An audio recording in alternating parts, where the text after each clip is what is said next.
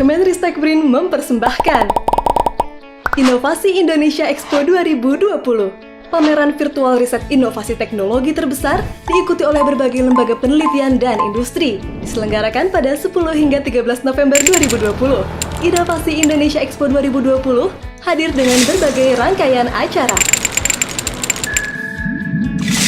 Kunjungi laman inovasiindonesia.id dan bersiaplah menyambut Inovasi Indonesia Expo 2020. Start to do monitoring and evaluation about the program, the international collaboration program itself.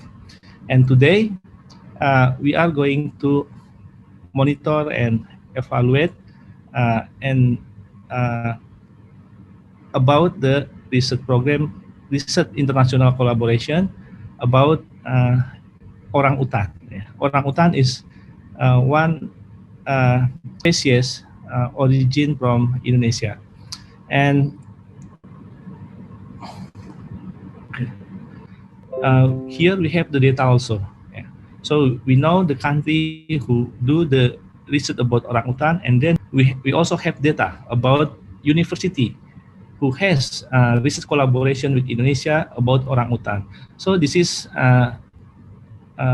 new knowledge for us that some outstanding university in the world, just like University of Cambridge, University of Zurich, has some project about orangutan. And here we can also see, we can find out the location for the orangutan research in Indonesia. So some research do in Jakarta. Maybe this is the study about orangutan, but we can also find that Kalimantan Tengah. Kalimantan Tengah is the most wanted places, the most wanted place to do research about orangutan. And this is the local partners from Indonesian side. The local partner, this is also interesting. Usually, the local partner come from big university, from at least best 10 university in Indonesia. But in case of orangutan, the most wanted local partner come from Universitas Nasional, from UNAS. This is interesting. So it means the faculty member in Universitas Nasional already well known in the world about orangutan itself. This is very interesting. And this is some article published from research project related to orangutan. So we expect, not only the project, not only the activity based, but can give the output based. This is this is an example about the joint publication about orangutan by consortium from Indonesian side and university from abroad. We can see here in the first publication, Bapak Tatang from UNAS here collaborate with researcher from university from Utrecht University in Netherlands and can deliver the publication about orangutan in international publication. So this is very interesting, and we can see more publication can be delivered by some project in orangutan.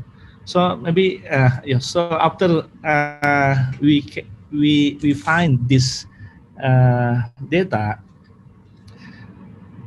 the research about orangutan, maybe we can make the quality. We can make the research collaboration more systematic. For example, if we can give support for Indonesian side to do research about orangutan, and then the foreign partner can come to Indonesia, bring the research funding, yeah. So we can make a research center about orangutan in Indonesia, yeah. Although there is some research project about orangutan, until this time cannot we still cannot find out is there any research center in university research about orangutan from uh, from the beginning until the end, yeah, from zero uh, to until, for example, we not only the scientific papers, for example, make a database, make a museum, and uh, any data about Indonesian orangutan can be found in some place. We still have no research center about orangutan itself. So after we find out uh, what university has strong research in orangutan, who uh, it means researcher involved in orangutan research, and also the track record, yeah, the data, the publication. Uh, so by gathering these people in the same uh, peer group, uh, in the next step, maybe we should we should drive this community to build a research center about orangutan. Maybe this is an expectation for the future. Uh, Starting from the research project, there is common interest about orangutan from Indonesia side and foreign side, and then the next is the research center about orangutan itself, and then Indonesia can have database, data bank, yeah, about the orangutan, and the people, if they want to know about orangutan place to study, yeah, the sustainability of the orangutan in Indonesia. Okay, thank you very much. I return to this. Uh, Thank you very much to Dara. Yeah. Thank you very much, Prof. Harry, for the speech. And it is affirmed that we need to pursue the database of the orangutan species, right? All right. Ladies and gentlemen, we are going to have a panel session after. So for the panel session, I will turn it over to Ibu Sri. Sorry.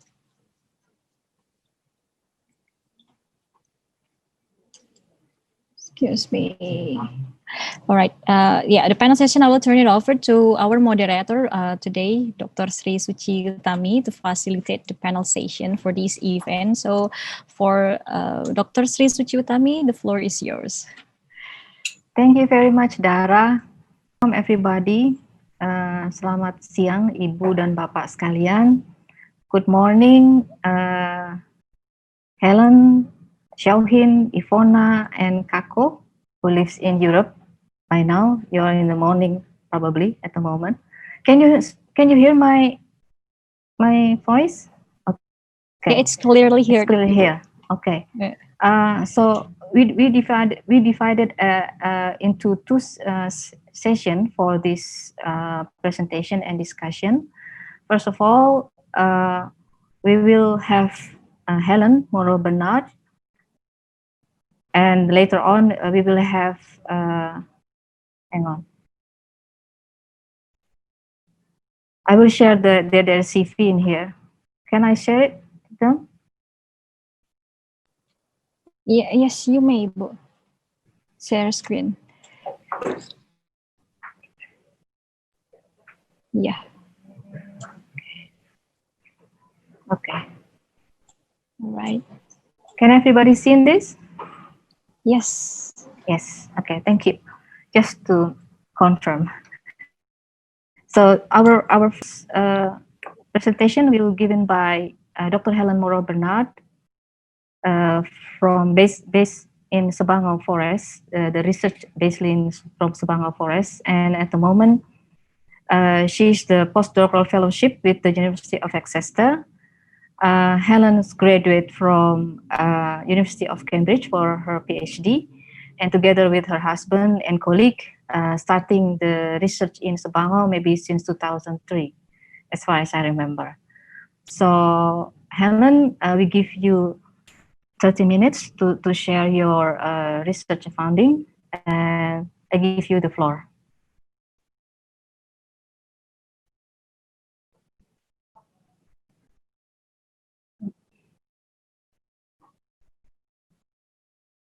Helen, can you hear me? Hello, can you, yes, Hello. I can hear you. Yes. Can you share? Yeah, you can share from Yep. your side. Yeah, please. I will share my,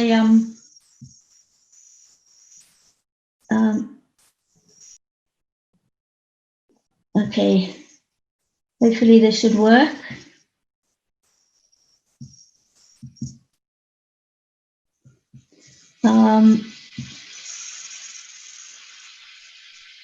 So, selamat siang. Hello, Ibu dan Bapak. Thank you very much for inviting me today to give this talk. I'm going to be talking on the importance of long-term monitoring for orangutans in the Sabangau forest. I hope everybody can hear me. I'll start my presentation. So I'm going to talk a little bit about the background. We first went to the Sabangau forest many years ago, and you can see that the Sabangau is situated in central Kalimantan near Palangkaraya. The Sabangau is a peat swamp forest, and it is an androgynous forest, which means that it gets all its nutrients from. So it's a very important forest. It's very understudied. It used to be very understudied, but these deep swamp forests are very old, and the Sabangau is more than 10 meters deep. It can even reach up to 17 meters deep, right on the crest of on the top over here. There is three main habitat types. There's the low pole forest, which has very low canopy, poor in diversity. You've then got the mixed swamp forest, and then you have this very nice tall pole forest, which is right on the top up here, and it's species rich and very diverse. However, as I was saying before, the in the early 90s, these forests weren't really known. Not much was known about them, and especially conservation for orangutans wasn't known in these areas, and they really thought of as important areas in that time for conservation. However, since that, everything has changed, and we now know that these are important habitats. They're really important for regulating hydrology, for local people, for products. They're also very important breeding grounds, and also important today carbon storage, especially with climate change. So you get to the Sabangau by boat from the village of Pengembangan, and the Sabangau was it used to be a logging concession forest.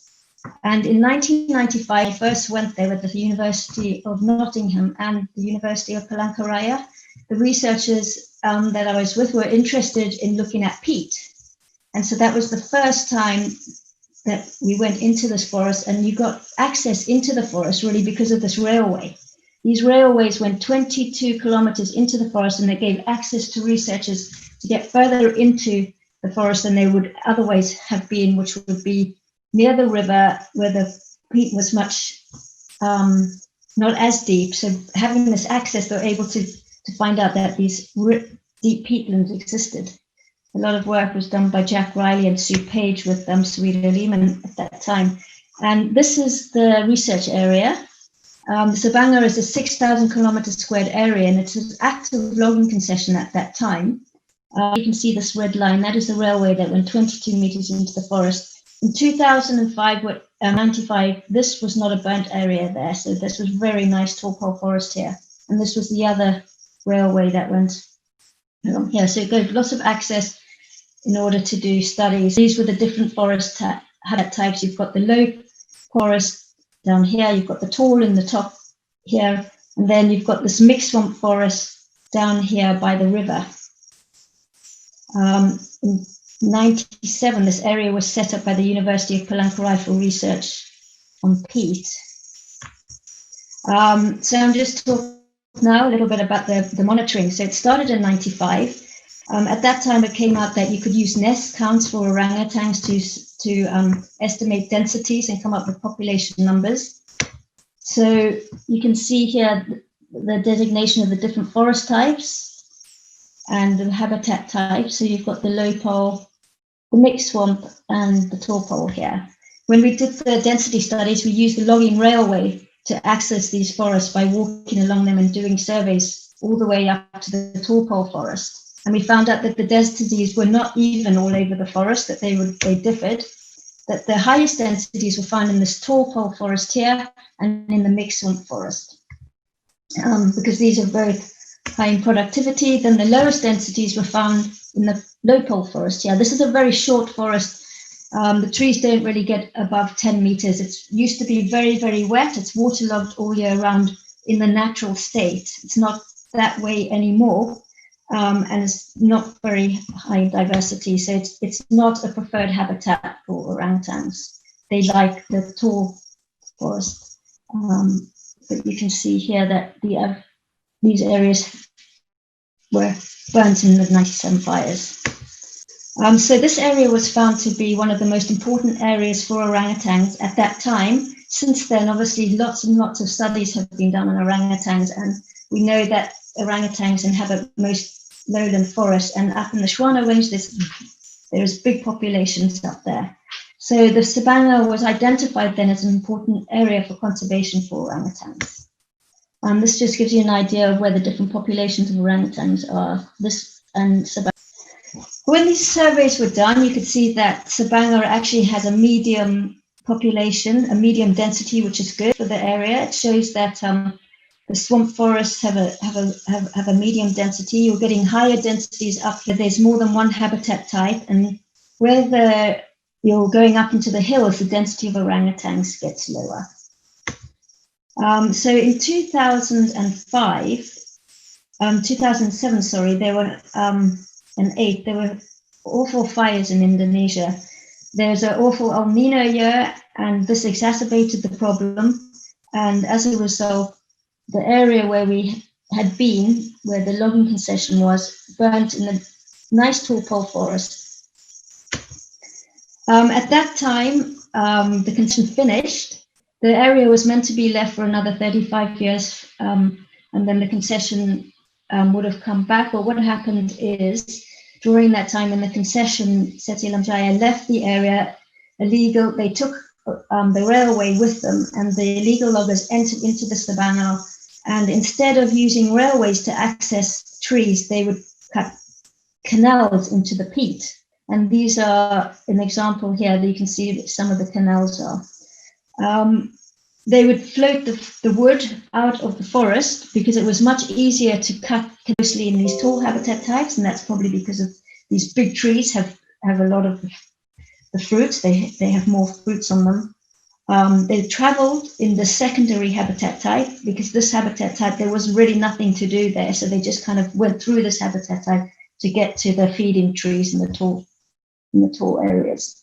They rested in the more complete habitat type, and that might be because that's an area for making nests. And then they also socialized in the taller forest type. So this finding of how they were distributing different activities between different habitats was really interesting. Then, if you look at what they were eating, you could see that the fruits and flowers were being eaten in these tall habitat types, because these are where the bigger trees are. And then these fallback foods, these invertebrates and these pandans and other things were being eaten in the secondary habitat type. So that was again another very interesting finding.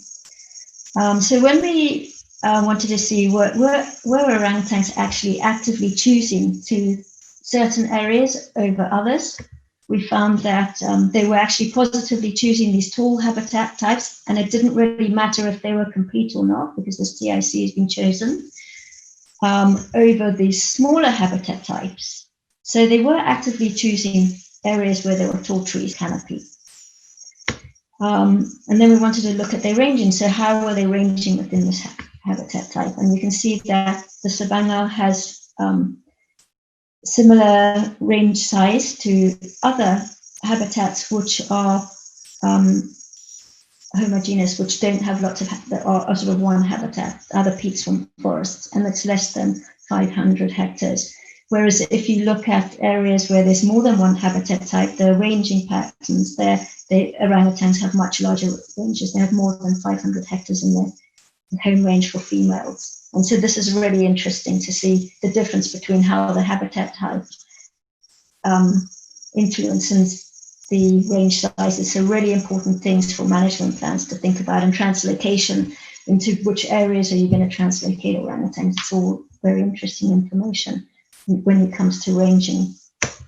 So in Savanna, one of the females that first started being followed, Inda, she's got 3 female offspring, and we know that female offspring stay with their home ranges, mother's home range. They're philopatric, so they will either make their range near to their mothers and overlap a bit. And we found that in Savanna, they overlap less than 55%.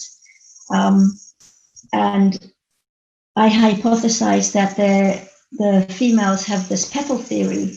There's this petal theory there. It's like a petal. The mum is the middle, and then the offspring are like the petals of the flowers, and then she distributes her offspring sort of like a petal of the flower, so that they have least competition with each other. So you'll have one there, there's another of her offspring. Then we were hypothesizing that this offspring here will start, when she starts leaving home, she'll probably make her home range around here. And that's less competition, we think, why they may do that. With males, they have very large ranges, and they do not, we don't know, they don't stay like the females around their mother's ranges. But what we have found is that these ranges are very, very large. And when Buckley's work, you can see that he actually followed orangutan. This is the research area there, and he actually followed them outside the research area, taking a backpack with him and sleeping out overnight, following the orangutan. And he estimated that this one individual had a home range side of 4,000 hectares. So that's very, very large. And it could even be larger, because if you keep following them for days and days, this orangutan could keep going, but due to the distance and how hard it is to walk within the peat swamp forest, he couldn't keep following this individual. And the reason why it's bigger than published data is because most ranging data is taken from the grid where they are followed. This also indicates that space for males is very important. So large areas are extremely important when it comes to conserving habitat for orangutans. And there's still so much we don't know about how big their ranges are. So the importance of long-term monitoring. Well, tracking environmental changes is really, really important to see what is happening and how that's going to affect orangutan populations. So you can see here that in 2015, before the fires, and then what happened after the fires, how much of the habitat in the savanna was burnt. So tracking environmental changes over a long period of time is really important. In the savanna research area, you can see here that where the grid system is, a lot of that was burnt in the 2015 fires. So 830 kilometers squared of the savanna was estimated to be burnt between 2006 and 2015. And it was mostly in the nice tall forest and this mixed swamp forest, which is really important habitat for orangutans. So with the density monitoring, you can see that here, when the legal logging came in, the population crashed. But then in 2004, the national park status came in, and protection of this habitat came into force with patrols to stop illegal logging. And you can see that the population started to increase. And it was increasing really nicely up to sort of 95 levels again. And then in 2015, when there was the fire, there was a blip here, and it looks like orangutans suddenly started going into this low pole area again, because this area is a refugee area, and the mixed swamp forest was burning, the tall pole forest was burning, and orangutans look like they have been compressed into this low pole area here. And as a result, they started to come out again after the fires into this mixed. And as you can see, the population is going up again. But I would say that this is abnormal. We don't know if that would have happened. It looks like they've been squished into a smaller area. But more studies are needed. Long-term monitoring is still needed to see what's going to happen, because will it keep going up with this refugee crowding in this mixed swamp forest, or will there be another crash in a few years' time, because the mixed swamp forest now can't have all those individuals in there, and we might see a similar crash in the future. We don't know yet. So long-term monitoring also allows individuals to be followed, and so you can see who is related to who and who is breeding. And these are some of the females that were followed in 2003 when we first started. And you can see that she's now 3 generations of orangutans from her are being followed.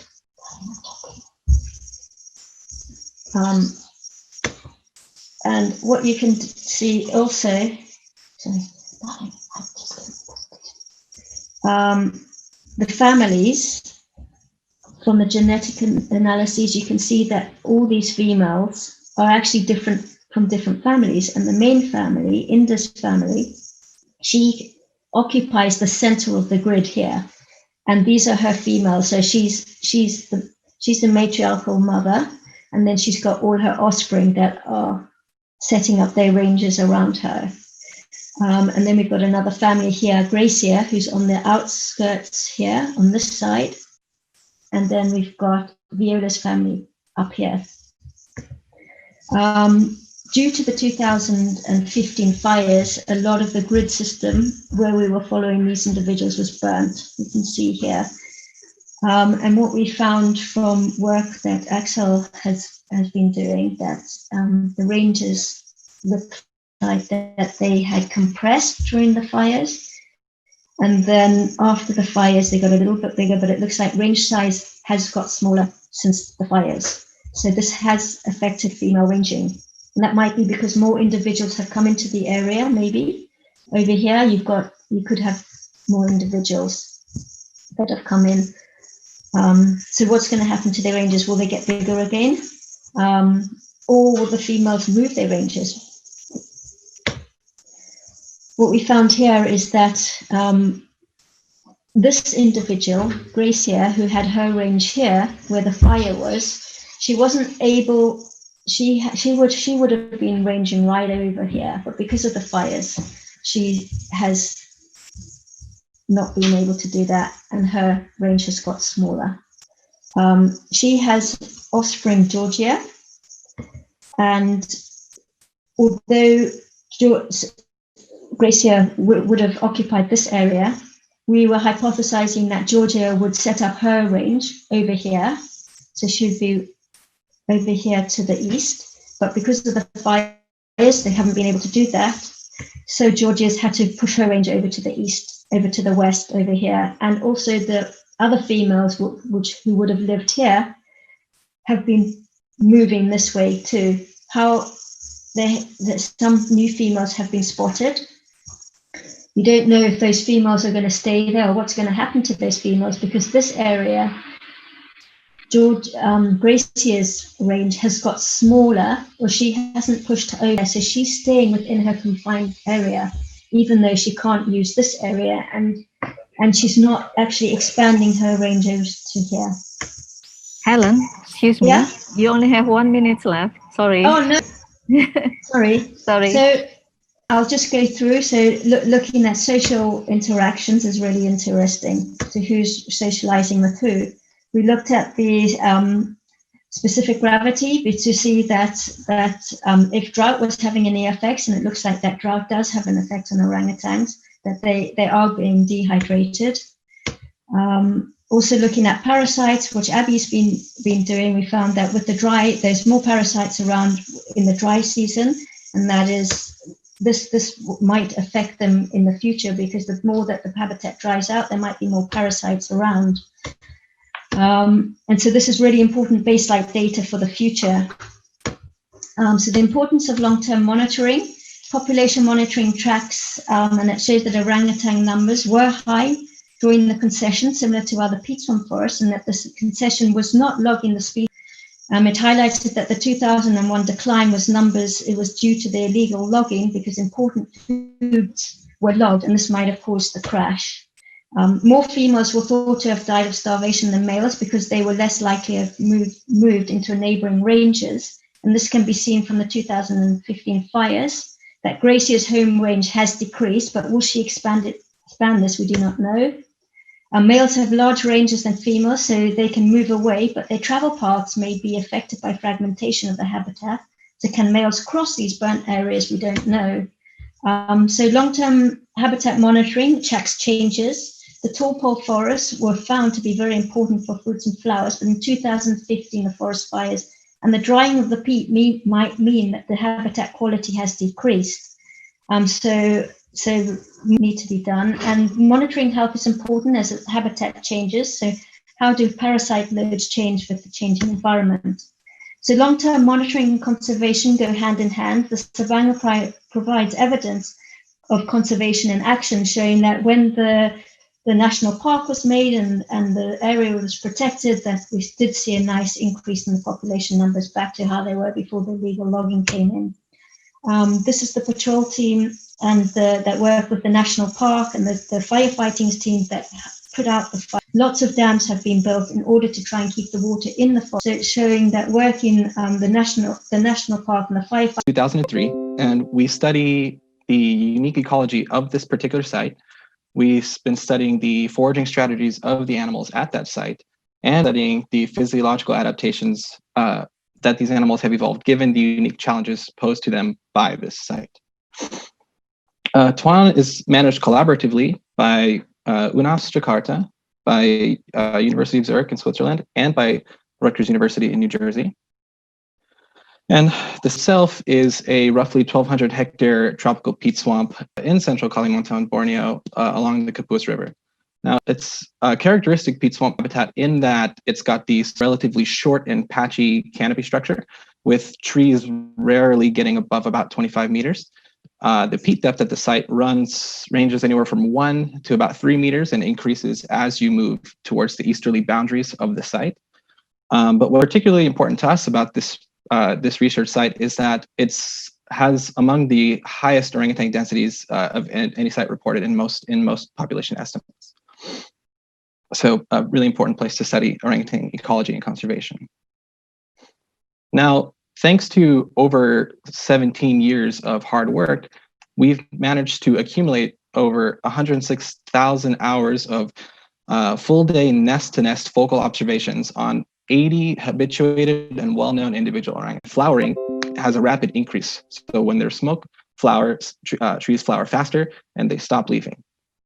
The interesting thing about this is that the early onset of flowering triggered by the smoke exposure does not seem to translate. What happens is that there's actually no immediate relationship between fruit production and smoke, but what we find is a lagged relationship. So when you actually look at a 3-month lag, we start to notice that there is a decrease or a negative relationship between smoke and fruit production at Tuanan. And when you look at further lags to 7 to 10-month lags, you start to notice that this relationship flips and it becomes positive and it starts to increase. So what this means is that roughly 3 months after the fires start, you'll start to see a decrease in fruit production, but takes 7 to 10 months for that fruit production to recover for the forest for these orangutans. So this just illustrates that with this type of long-term data set, we can actually start to quantify what the degree to which this type of anthropogenic disturbance, all of this, is that it's for the forest to recover what its fruit production was. I'd like to shift gears more carb. They tend to in a ketotic state. So this is actually two reasons. One, most studies of nutritional balancing tend to only look at the relationship between protein and non-protein. Here, we've deviated from that and looked at all combinations. And two, this has obvious implications about orangutan health and management. So if you imagine both from the ecological perspective of prioritizing the protection of certain aspects of the resource, it's very nuanced and there are different consequences depending on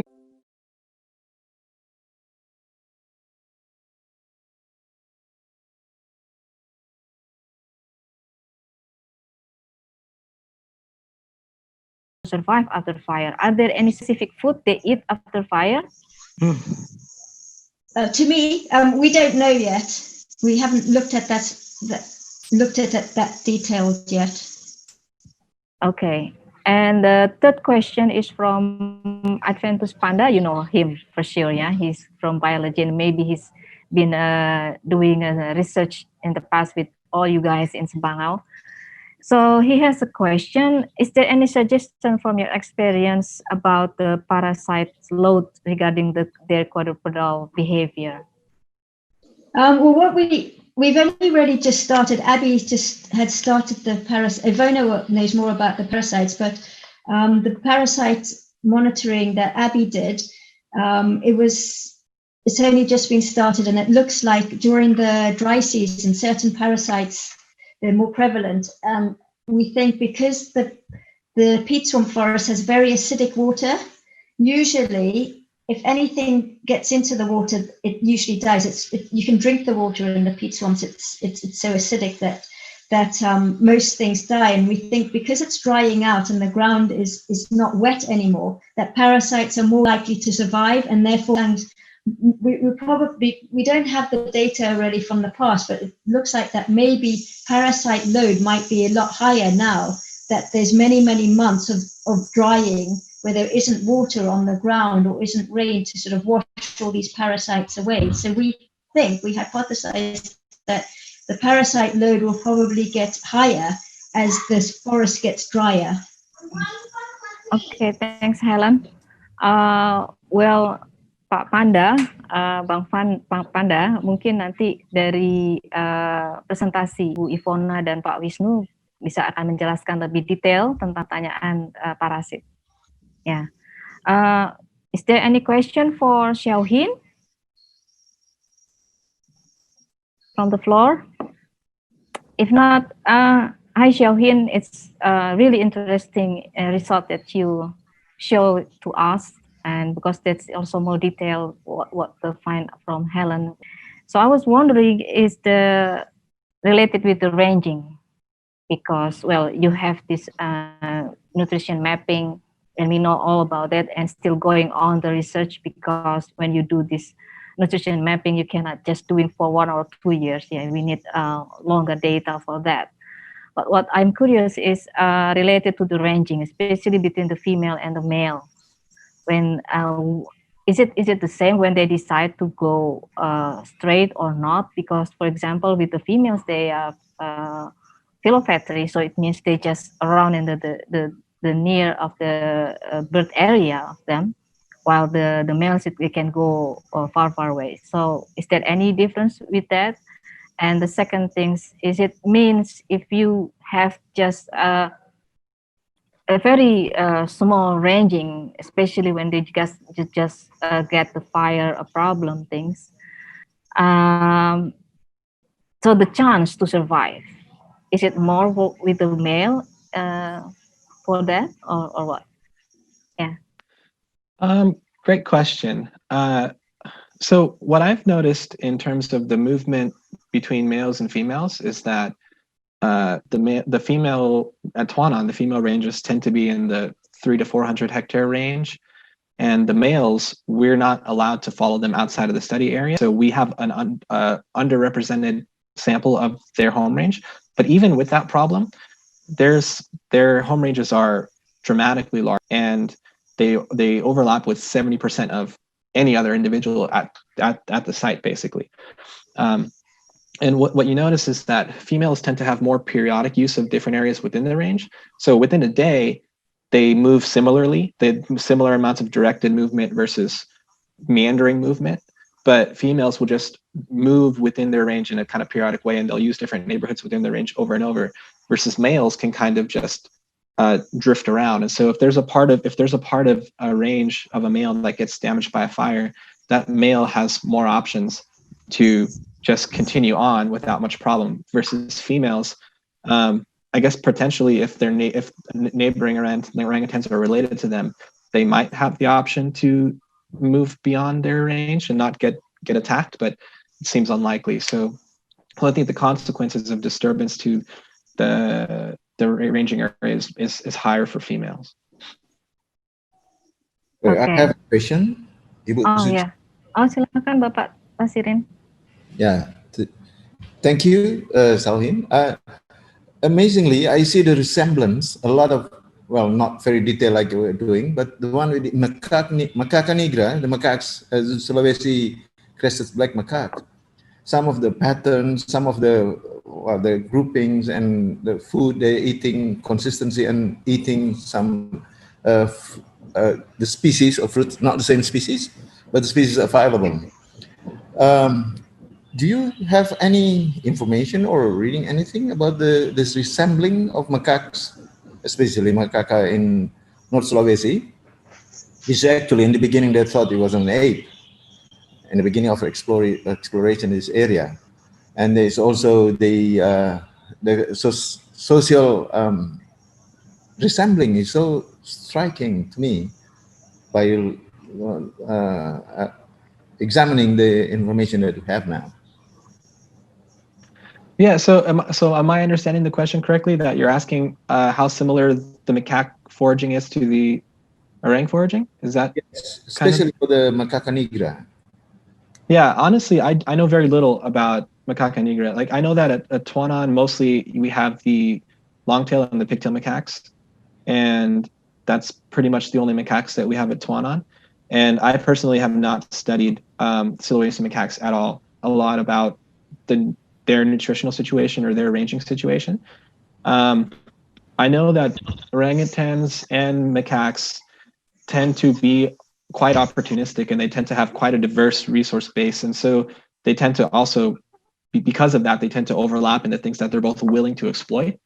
I think the main difference that I notice in things like macaques versus things like orangs is macaques have, on top of all the foraging problems, they also have to worry about group cohesion and staying together as a collective group. And they also have to worry about every individual within the group getting enough of what they need over the course of ranging, versus orangs can kind of just have to worry about themselves and their dependent. So the ranging ends up looking different between the two, more for social reasons than for necessarily for food choice reasons.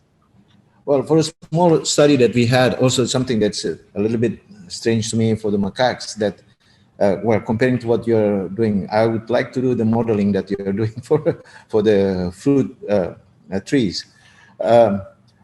We have two groups of macaques. When we have a very abundant fruit, the macaques tend to have a bigger home range, and we have a very same availability, but in different area. We have macaques and can live only in 5 kilometers square of area of groups of 27, which is very small in my opinion.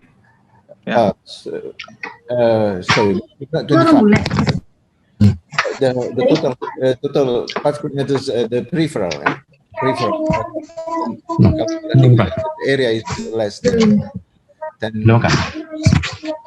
And before that, for only a month, only, and then we only just go around that. And I think if we do the long-term study, and I would like to have your paper when you're published, but the modeling of the fruit trees to recognize by using that satellite imagery and everything. Yeah, so I think the remote mapping of the resources is definitely an important way forward for monitoring these guys. And the reason we were able to do it on the nutritional level at Tuanan is because it took 10 years more than 10 years to get all the nutritional information in general, so we can map it that way. I think in terms of identifying species, that part is not so hard, but in terms of mapping the nutrients, it requires actually analyzing all the nutrients and then before we can map them. One lesson I learned is that the real future in mapping the resource base is with higher resolution than satellites can give us. Like the best I could do with satellites was 8 spectral bands and maybe 1.5 meters per pixel. But with drone technology nowadays, you can put a camera that gets you 250 spectral bands and centimeter resolution. And so it just requires constantly flying over at a regular basis to get all that variation, right? And so I think if there really is interest in doing that kind of thing, satellite got me as far as I could get, and that's why I ended up doing simulation rather than really data driven. But with the drones, you can actually pick up leaves in a pixel. You can actually tell a liana from a tree, and you can actually map things. And so I do think, like, especially for conservation purposes, it's worth all of us thinking more about what we can really get out of a drone. Right. Okay, thank you very much, Pak John Tasrin, for your question. And it's been amazing that we for the first discussion is here. I'm sorry because of the time, and especially because Xiaohin also must go because he has his own webinar workshop soon. So I thank you to Helen and Xiaohin for your presentation and our discussion. And I will move to the next session. It will be with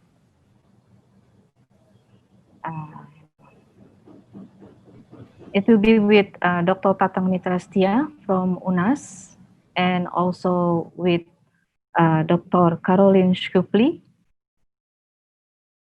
from Zurich University. So first speaker will be Dr. Tatang Mitrastia.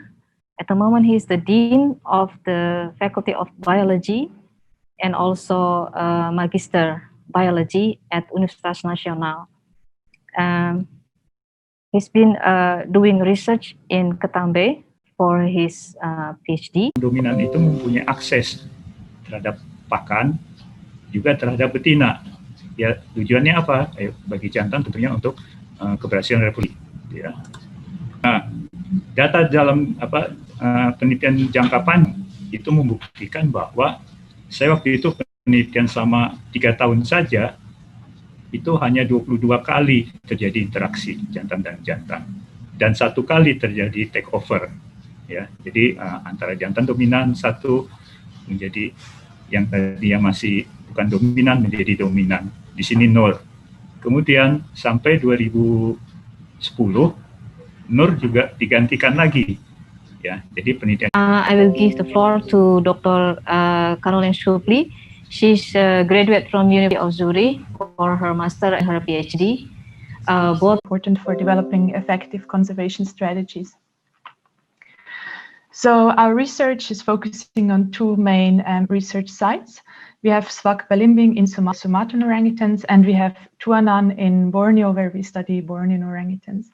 And the research has started a long time before I joined the research. So it was started through a collaboration between Ibu Suci and Pak Tatang from UNAS and Pak Karel and Bu Maria from nowadays the University of Zurich. And then this collaboration was expanded to include more researchers from all over the world, like Erin Vogel from Rutgers University, Pucci Rianti from IPB, and lately also me. So at both sites, we have a very international research team. We're proud to have researchers from all over the world. And these students come from Indonesia and other countries, and we collect our data together with our local field assistants in nest-to-nest focal animal follows. And we collect mainly behavioral data, but also other types of data like GPS ranging data. And very important about the data we collect that it is longitudinal and cross-sectional. So individuals are followed for many, many years. And immature individuals are often followed from birth into adulthood. On this picture below, you see our main focal animals, which we have mostly following for many, many years already. So let me start with the research that I want to present today. So first, I'm going to talk about orangutan skill acquisition. So the main question here is, orangutans have many complex skills. So adult orangutans, for example, use tools to get to the seeds of the Nesia fruits, like shown on this picture here, and to other, like for example, honey or insect products in tree holes.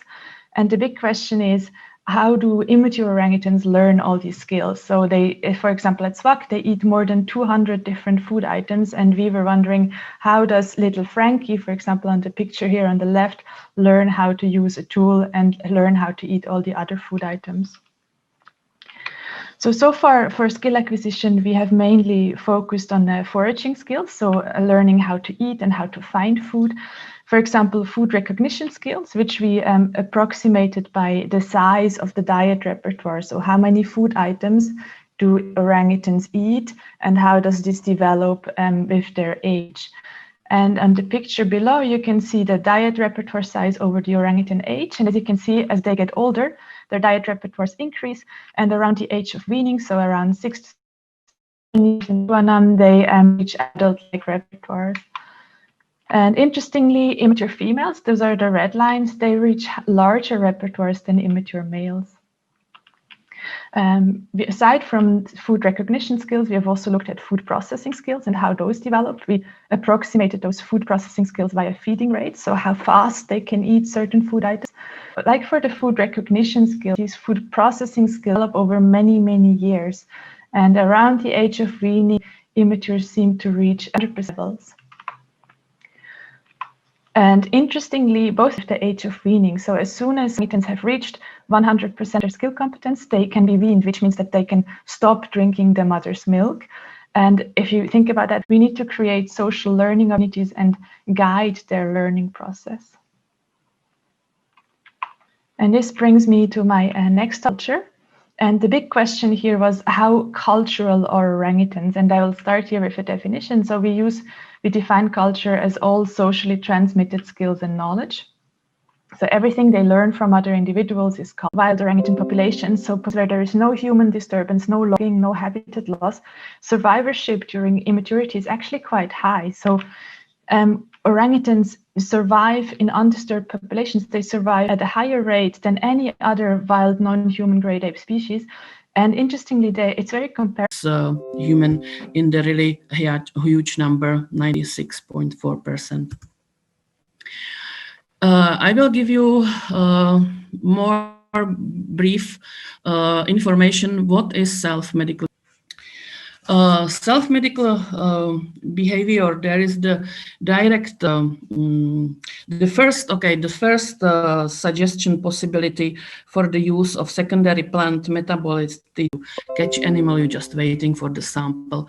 And if you do the proper sample analysis, you can get really good information about the health.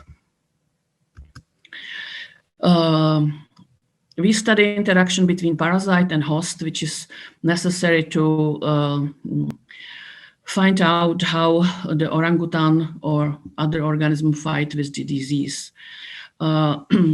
Degree of contact with humans and human activity are important factors influencing intensity and occurrence of parasite. It's very important to say that, of course, the intensity or intensity of the parasite and which parasite we can find is really important on the complex interaction between the parasite and other ethology factor and as well the ecology factor. The application of our study is very important for the reintroduced orangutan, which can help for the new, which can help in the fun when they learn in the reintroduction sites necessary. And of course, the reintroduced orangutan can bring the new parasite into the environment with them, treating the health of population or maybe susceptible for unfamiliar parasite already present in the new environment, which we always have to think about when we thinking about the reintroduction. Because the topic is very complex. If you would like to see any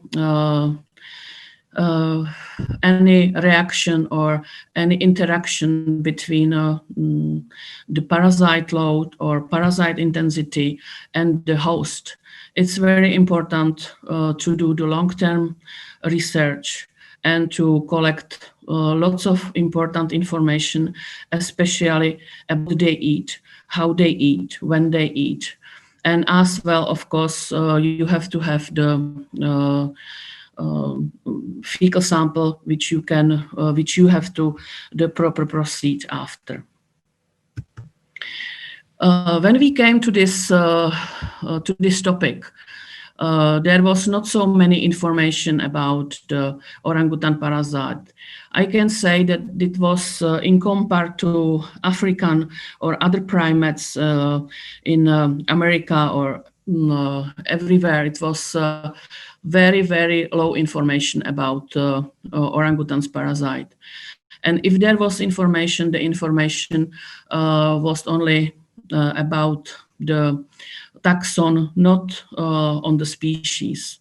So far, after all those years, we have been able to found 23 different parasite species, which I'm really proud of it. And what I can say that we was also able to do identification up to the species level. Only right now we have only few parasites which we still need to work on to be able to do identification to the species level. We have been able to discover new parasite species. Both of them are coming from the pinworms, which is Lemuricula or Protenterobius pongoi or Pongobius hugoti. We did new description or redescription about Enterobius buckley and Bertiella satyri. And as I said, we have been able to do the identification to the species level in the Mammonogamus laryngeus, Ascaris lumbricoides, and Ameba histolytica, Esophagostomum aculeatum, and Encephalithison cuniculi and buenensi. I would like to stay a little bit more with the Balantidium coli, newly name it as Balantoides coli. Balantoides coli and Strongyloides sp are most prevalent in captive and semi-wild. Is most those two parasites you can find mostly in orangutan in captive or semi-wild. More in captive than in semi-wild.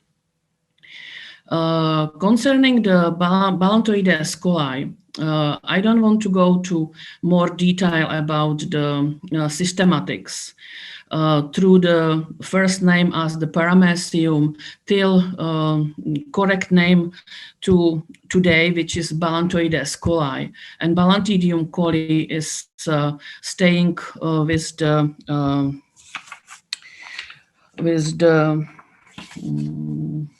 only with the poikilotherm animals, for example, frogs. Strongyloides sp, we still don't know if it is Strongyloides stercoralis or Strongyloides felberni, has as well very high prevalence in captive orangutan than in free-ranging orangutan. And I can say that Strongyloides case the main death of reintroduced orangutan, and it's a really major conservation concern.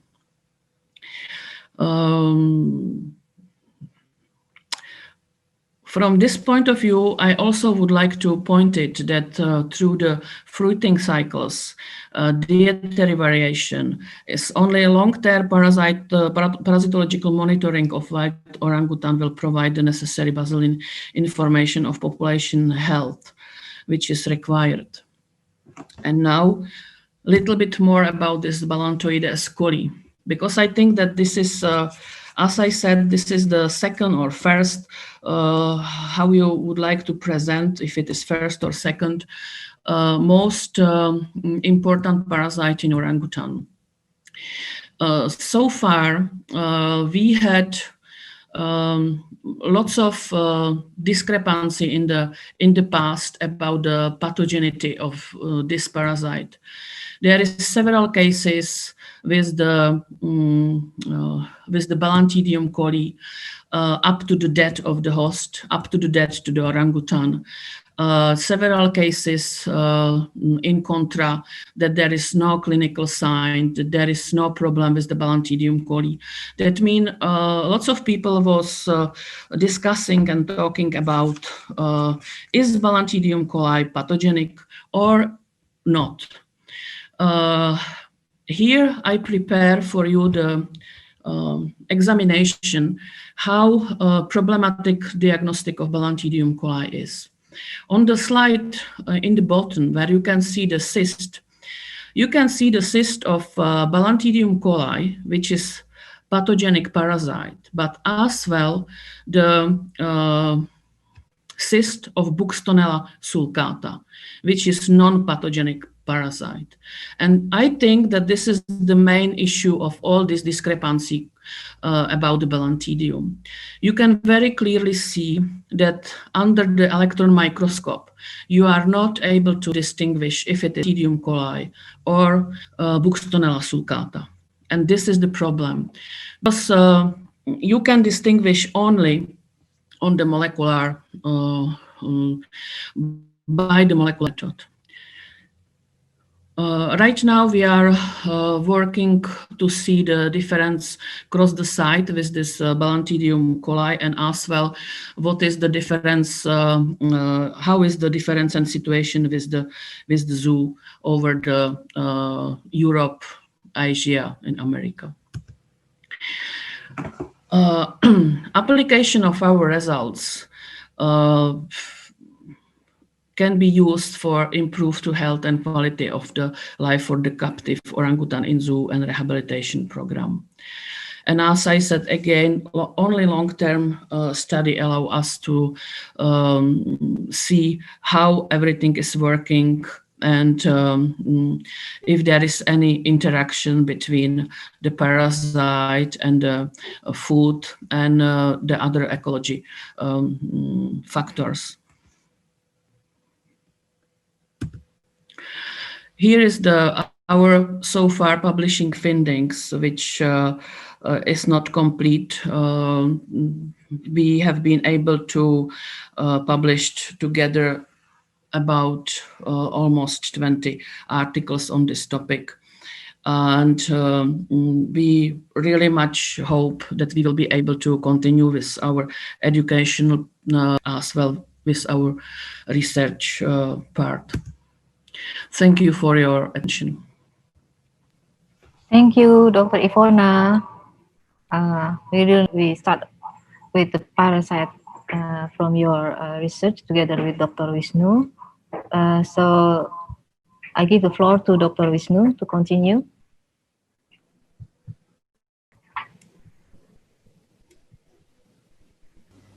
Ivona can, okay, yeah.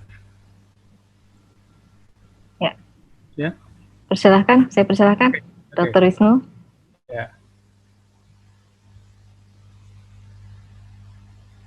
Sudah bisa dilihat?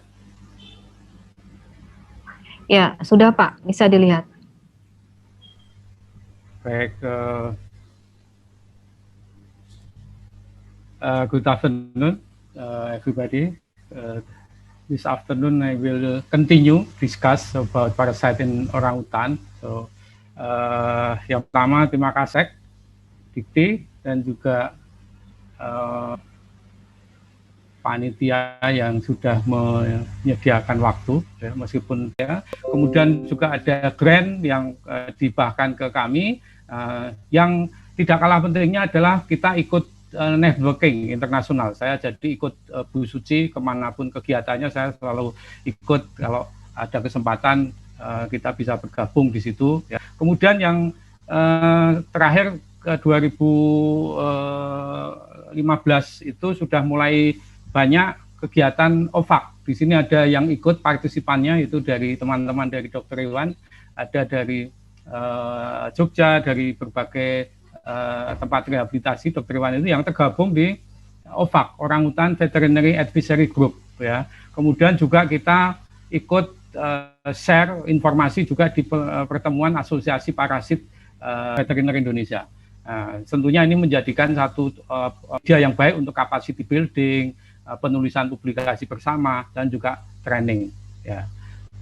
Ini OVAC yang didirikan tahun 2009 ya kalau tidak salah, Dr. Siska. Kemudian juga kemudian dilanjutkan MOU, Orangutan Veterinary Advisory Group ini secara rutin setiap tahun ada pertemuan di antara mereka. Nah, kita juga ikut kontribusi, share informasi mengenai penyakit-penyakit parasit pada orangutan ya. Kemudian juga kegiatan OVAC ini sudah diakreditasi oleh Perhimpunan Dokter Hewan Indonesia sebagai media untuk continuing education ya.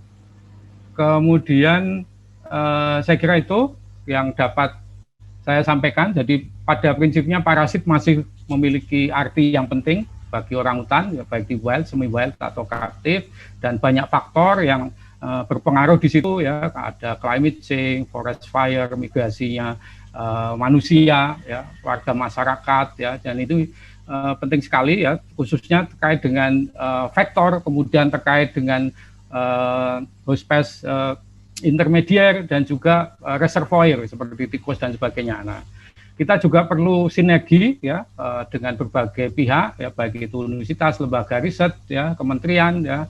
Kita juga sudah MOU dengan Eijkman, juga mungkin dengan UNAS nanti ya, kita proses supaya kolaborasi kita makin erat lagi sehingga ilmu mengenai parasit pada satwa liar ini juga tidak semakin punah ya, seiring dengan makin sedikitnya peminat untuk mendalami masalah ini. Saya kira itu yang dapat kami sampaikan. Terima kasih kepada Ristek BRIN dan juga Kementerian Kehutanan dan Lingkungan Hidup yang telah memberikan izin support selama ini. Terima kasih. Assalamualaikum warahmatullahi wabarakatuh. Waalaikumsalam warahmatullahi wabarakatuh. Terima kasih banyak Dr. Wisnu atas presentasinya terkait dengan parasit pada orangutan. Memang masih banyak kerja yang perlu kita lakukan, ya, terutama karena memang populasi orangutan ini juga tersebar baik di Sumatera, bagian utara, dan di Kalimantan ya, seluruh Kalimantan bahkan sekarang. Selanjutnya saya lanjutkan kepada narasumber terakhir, yaitu dari Kementerian Lingkungan Hidup dan Kehutanan, kepada Bapak Krismanko Padang, selaku Kepala Seksi Konservasi In Situ mewakili Direktur KKH. Kami persilahkan untuk menyampaikan presentasinya tentang strategi dan rencana aksi konservasi orangutan. Ya, ada Pak Krismanko. Ya, makasih Mbak Suci. Presentasi saya sudah sampaikan ke panitia.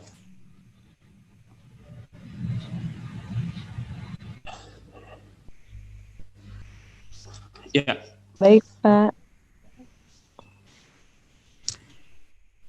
Ya, makasih. Selamat sore Bapak Ibu sekalian. Salam sehat, salam kebajikan buat kita semua. Yang terhormat Bapak Ibu yang ada di dalam webinar ini, dan pertama sekali saya mengucapkan terima kasih untuk undangan dari Ristek BRIN dan lembaga lainnya yang tidak bisa saya sebutkan satu persatu, dan kepada Bapak Ibu juga yang saya tidak bisa sebutkan satu persatu, tapi beberapa orang saya ada yang sangat-sangat kenal, terutama Mbak Suci, ada Julius juga, ada Anton. Selamat sore semuanya. Mohon maaf Bu Direktur, bertepatan ada kegiatan yang sudah terjadwal lama, jadi saya diarahkan untuk memberikan presentasi pada sore hari ini. Setelah mendapat mandat, saya menyampaikan, saya langsung bersemangat ya. Tahun 2001 saya benar-benar ingat bagaimana membangun satu populasi orangutan di Taman Nasional Bukit 30 bersama dengan Balai Konservasi Sumber Daya Alam Jambi dan Frankfurt Geological Society, mulai dari survei, membangun fasilitas, mengadaptasi orangutan, merehabilitasi dan mengembalikan ke alam. Itu satu pekerjaan yang menurut saya secara di dalam hidup saya sudah bisa mengatakan bahwa ada satu upaya walaupun tidak terlalu besar yang saya lakukan terhadap orangutan, terutama yang berada di Taman Nasional Bukit 30. Dan sekarang saya di Direktorat Konservasi Keanekaragaman Hayati akan berbicara tentang strategi dan rencana aksi konservasi orangutan Indonesia yang secara nasional. Lanjut Mbak, slide selanjutnya. Itu perkenalan saya. Ya, Bapak Ibu sekalian, tentang orangutan Indonesia, saya pikir dari tadi hampir semua para narasumber telah menyampaikan bahwa saat ini Indonesia memiliki 3 spesies orangutan, Pongo pygmaeus di Kalimantan, Pongo habilis di Sumatera, dan ada pada tahun 2017 ya, Pak Billy, Pongo spesies baru yaitu Pongo tapanuliensis yang baru ditemukan. Berdasarkan hasil PHPA tahun 2016, saat ini jumlah populasi orangutan di Indonesia diperkirakan terdapat 14.630 individu orangutan Sumatera, 57.350 individu orangutan Kalimantan, dengan habitat seluas 181.692 km persegi. Sedangkan estimasi populasi untuk orangutan tapanuli sekitar 800 individu. Lanjut, Pak. Ya, visi, maksud dan tujuan sasaran rencana aksi kita yang sama-sama telah susun itu yaitu visi terjaminnya keberlangsungan dan peningkatan populasi orangutan di secara partisipatif bersama para pihak. Maksudnya adalah maksud dari rencana aksi itu membentuk kesepakatan dan komitmen para pihak di dalam serangkaian dan implementasi dengan tujuan menjamin keberlangsungan dan peran orangutan dan habitatnya dan selaras dengan proses pembangunan ekonomi masyarakat yang berkeadilan berkelanjutan. Dan tujuannya adalah peningkatan populasi orangutan baik di in situ maupun di ex situ, penegakan hukum berkelanjutan terhadap kasus ilegal TSL yang terjadi pada orangutan. Sampai saat ini kami mencatat bahwa memang kejahatan terhadap orangutan saat ini masih cukup tinggi, dan ini upaya Kementerian Lingkungan Hidup bersama dengan penegak hukum lainnya masih terus berupaya untuk mencegah penyelundupan, walaupun beberapa waktu yang lalu kita berhasil menggagalkan sebelum orangutan tersebut dikirim ke Malaysia yang berasal dari Aceh, akan dikirim ke Malaysia dan proses hukumnya sudah berlangsung. Tetapi walaupun demikian perlu masih upaya keras, effort keras dari kita semua untuk bisa membuat efek jera terhadap para pelaku kejahatan tersebut. Yang ketiga, intensifikasi kegiatan penyelamatan, rehabilitasi dan pelepasan dan pembinaan habitat ini juga terus masih kita laksanakan ya, terutama di tempat-tempat yang sering terjadi konflik. Saya kemarin berada di Aceh Selatan ya. Di sana bersama dengan teman-teman OIC, teman-teman SOCP menyelamatkan orangutan yang tertembak banyak peluru. Sangat sedih sebenarnya, dan ini makanya kami sangat intens untuk tetap mencari orang yang bertanggung jawab terhadap yang melakukan penembakan ini. Kemarin Polres Aceh Selatan sudah terus melakukan upaya untuk mencari pelakunya, dan itu secara nasional juga, karena menurut kami satu hal yang paling sangat berbahaya saat ini adalah penggunaan senapan angin ya, yang sering dilakukan masyarakat untuk secara kadang-kadang kita bisa melihat iseng ya, tetapi satu sisi ini motifnya yang masih belum terpetakan. Apakah ini disengaja atau memang keisengan, karena beberapa orangutan yang ditemukan di alam pada saat berkonflik dan pada saat rescue itu ditemukan beberapa balet senapan angin. Ini sangat menyedihkan, dan kami Kementerian Lingkungan Hidup dan Kehutanan sudah bersepakat melalui melalui terbitnya telegram dari Baintelkam untuk penertiban semua senapan angin yang ada di wilayah, dan koordinasi tingkat Polda sampai Polsek sudah diarahkan. Beberapa tempat kami sudah sosialisasi. Mungkin nanti beberapa teman-teman yang berada di sekitar habitat bisa, kalau menemukan orang yang memegang senapan angin dan apalagi terlebih melakukan penembakan terhadap orangutan, mungkin ini bisa dilaporkan kepada pihak yang berwajib. Lanjut, Mbak. Lanjut. Ya, ini peta sebaran orangutan yang ada di Sumatera dan Kalimantan. Ya, ini slide yang muncul pelepas liaran orangutan, dan dari data kita kita cukup banyak teman-teman dari mitra telah banyak melakukan upaya pelepas liaran kembali ke alam orangutan. Dari data bisa kita lihat sendiri ya, 2017 ada 75, 2018 ada 6 ekor, 2019 ada 118 ekor, dan 2020 ada 31 ekor. Dan ini ada berbagai, dan kebanyakan yang dilepas liarkan ini adalah hasil orangutan yang berhasil direscue dari konflik, ada juga yang repatriasi, ada juga yang hasil penyelundupan. Ini semua setelah dilakukan cek kesehatan, direhab kembali sifat liarnya, terus dikembalikan ke habitat alaminya untuk bisa untuk bisa menjalankan fungsinya di ekosistemnya. Lanjut.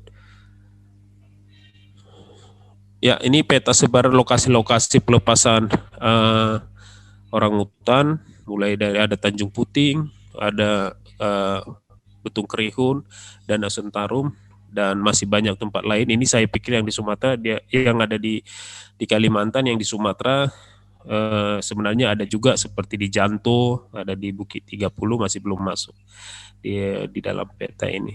Lanjut. Lanjut, Mbak. Ya, ini data-data yang kita miliki terkait dengan penyelamatan orangutan di alam.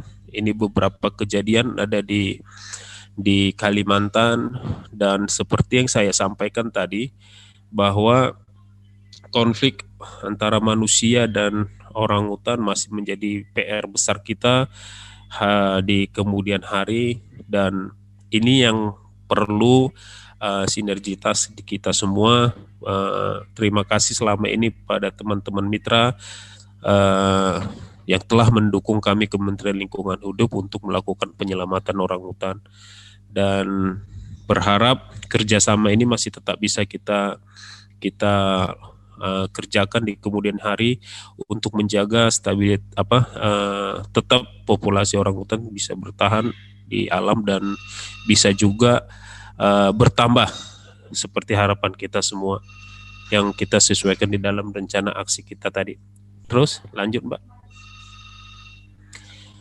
Ya, ini tantangan konservasi orangutan masih yang pertama yaitu ya sebagian besar memang populasi sebaran orangutan masih berada di luar kawasan konservasi.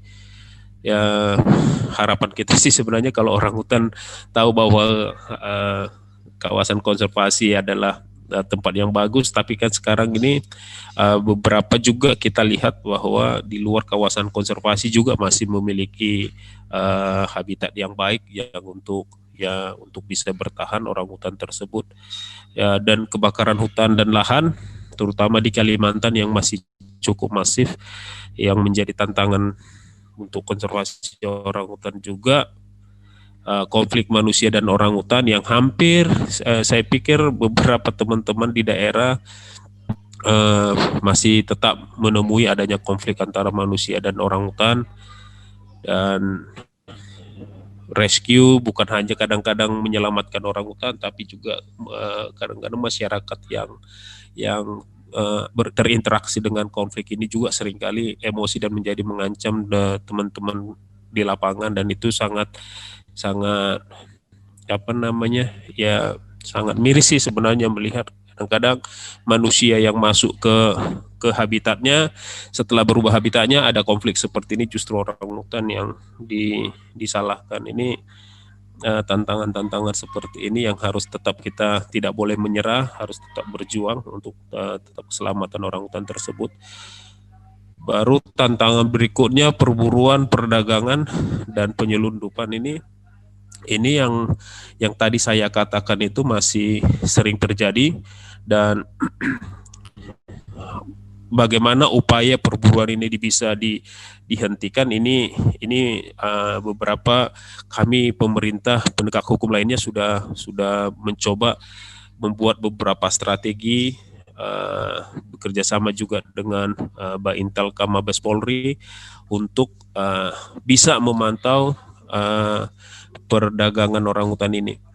Dan dengan masa pandemi sekarang, saya lihat juga perburuan terhadap orangutan ini, saya tidak bisa mengatakan apa, tapi kami agak berkurang untuk orangutan ini, karena kan biasanya ya penjualan orangutan kan ke luar negeri. Saat ini untuk keluar negeri itu kan masih sangat susah. Tetapi perburuan untuk yang konsumsi domestik ini masih tetap tinggi.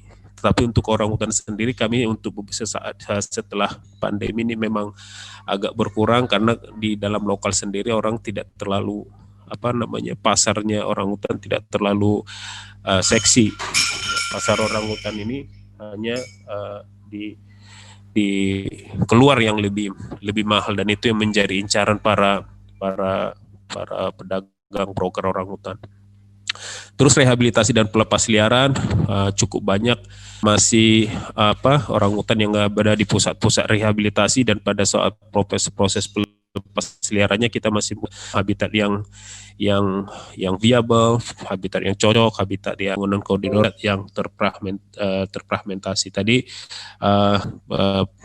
Bapak yang presentasi terakhir tadi yang menyebutkan tentang penyakit orangutan, itu merupakan strategi kita bagaimana kita bisa mendeteksi penyakit orangutan, baik yang di in situ maupun yang ada di ex situ. Dan harapan kami yang pertama itu ya peningkatan dukungan publik. Itu yang tadi saya sampaikan, itu tanpa dukungan publik yang kuat kita akan sulit untuk melaksanakan program konservasi jawab kita semua, agar adik-adik mahasiswa juga bisa semakin meningkatkan kapasitasnya agar lebih peduli dalam konservasi orangutan, dan penyempurnaan peraturan kebijakan dan discussion for the second session. First question is to Kalawan Skupli. It's from Dr. Sugarjito. What factor is most significant influence to social transmitted skill behavior? You have data between population, whether the complexity of habitat or the density. Adakan kerjasama untuk pengelolaan stasiun penelitian untuk upaya-upaya. That's one thing that maybe about the soil. If you will see each orangutan or soil that this is clay, there is also very big chance that they choosing for the medical purpose or any help with the stomach upset. Yes. There was a question before from Adventus Panda from Universitas Palangkaraya that also have connection with parasites. So he was wondering about the parasite information from Sebangau forest that was Helen was working there. So any result already from there?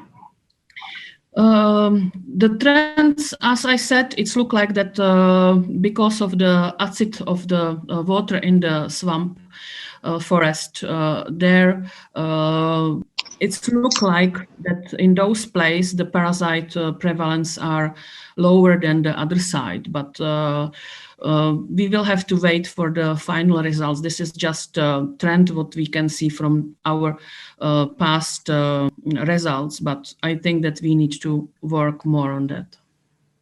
And as well, I think that there is the really big difference between each parasite, and which has connection with the characteristic with the characterization of the each parasite, each cycles, and with the, let's say, how strong is the cyst for the each parasite. That means that the situation will be different for example, for the egg of the Strongyloides, and difference between egg of the Strongyloides or the for example, the Balantidium cyst or Giardia or Entamoeba, because each parasite have the let's say difference of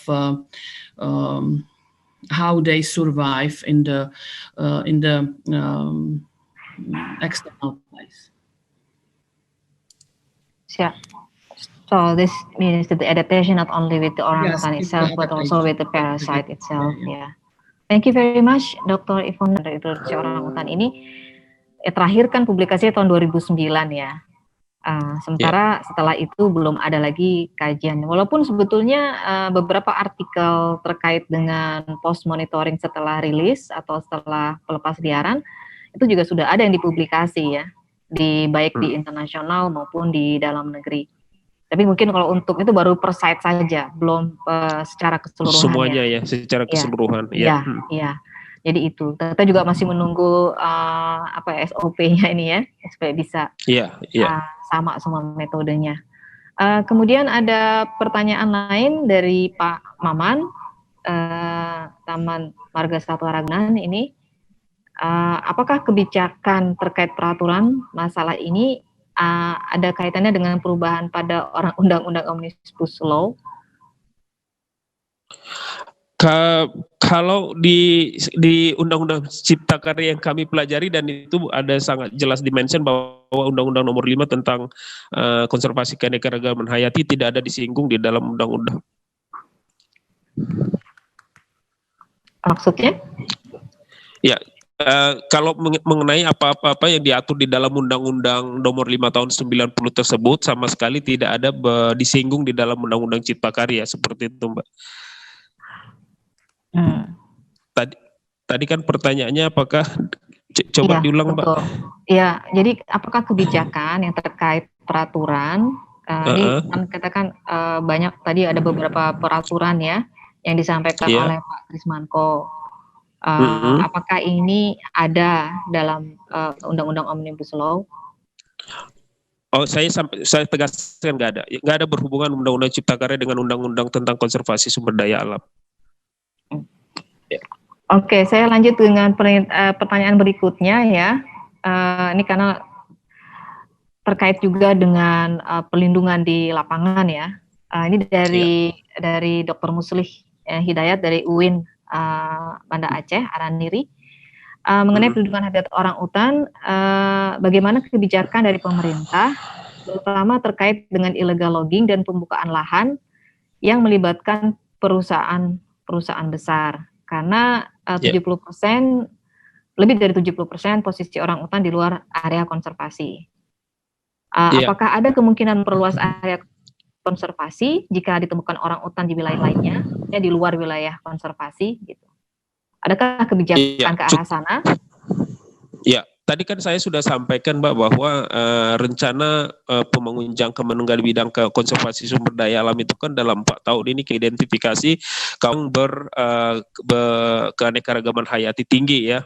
Itu kalau nantinya misalkan itu saya pikir kalau itu menjadi nantinya di dalam 4 tahun ini bisa teridentifikasi bahwa itu memiliki habitat orangutan dan masih menjadi areal kehati tinggi, itu akan bisa didorong, dan itu menjadi arahan dari Bappenas di dalam kenapa kita menentukan melakukan inventarisir di dalam 4 tahun ini untuk melihat apakah nantinya kalau memang itu layak untuk ditingkatkan statusnya, itu akan ditingkatkan. Dan terkait dengan banyaknya illegal logging di dalam kawasan itu. Kalau khusus untuk Aceh sebenarnya Pemprov Aceh itu cukup akomodatif di dalam hal melakukan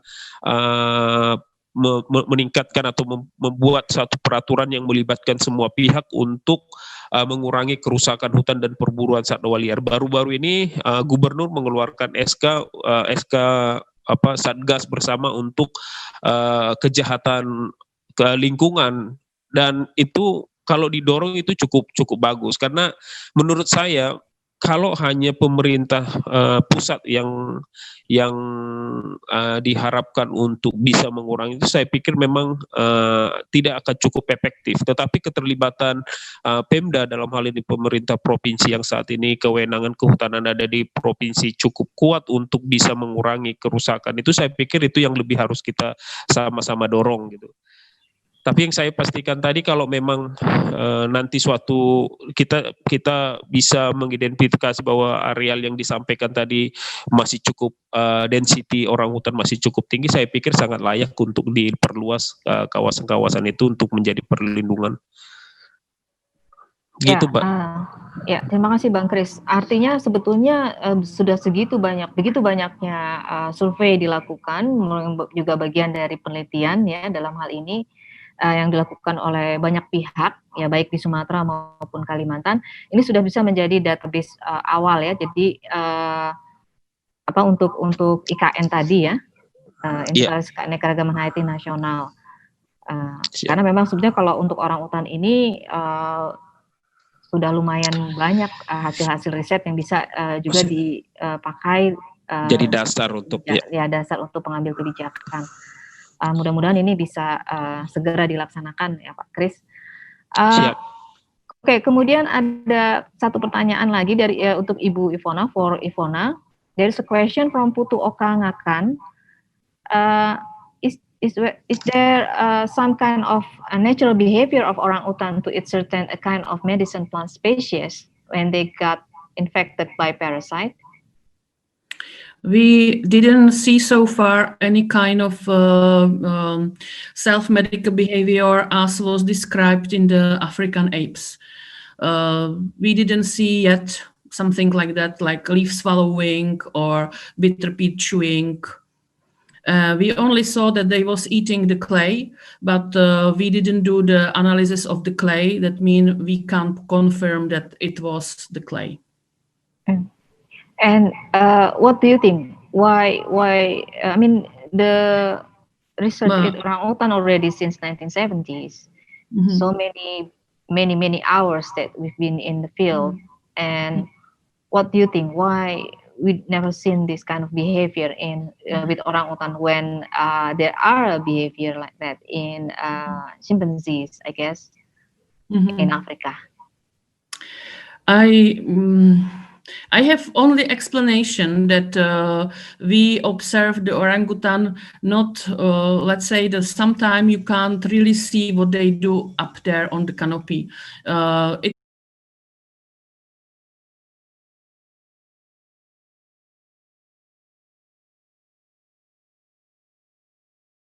Is there any question from participant?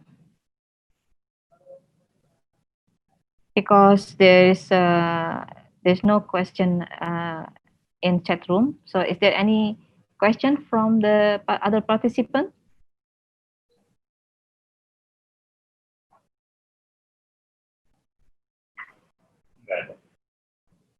No? Why? Because it's already late. It's quite interesting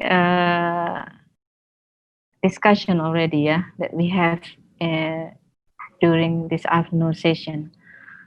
Okay, if there is no other question, I probably summarize what our discussion from 1 p.m. until now. So from the first session until the second session now. But probably I will give it in Bahasa because what we have from this webinar is also to support the policy about the research policy for orangutan in the future. Bapak Ibu sekalian, saya ucapkan banyak terima kasih atas partisipasi Bapak Ibu dalam webinar penelitian orangutan ini dalam jangka panjang. Alhamdulillah kita sudah mendengar apa yang sudah disampaikan oleh para narasumber yang kebetulan juga para peneliti orangutan.